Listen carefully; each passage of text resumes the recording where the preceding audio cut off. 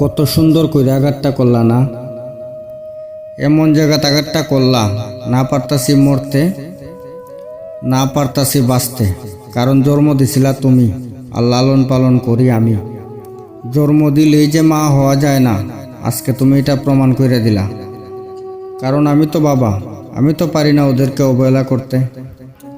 তোমাদের মতো কিছু মেয়েদের কারণে কিছু কিছু পুরুষের জীবনটা ধ্বংস হয়ে যায়। তুমি যে বেঈমান নারী, কেউ জানুক আর না জানুক, অন্তত আমি জানি। আমার সন্তানের ভালোবাসারে কেন তুমি বঞ্চিত করলা?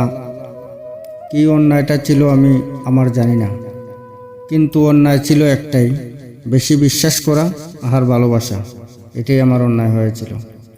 তুমি যা চাইছিলা তার থেকে বেশি তুমি পাইছিলা, তাই আমাদেরকে ঠকাইলা। যাই হোক, তোমার জন্য আমার খুবই কষ্ট হয়।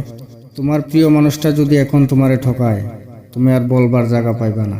কারোর কাছে তুমি আর কারোর কাছে তুমি প্রকাশ করার জায়গা পাবে না দুঃখ।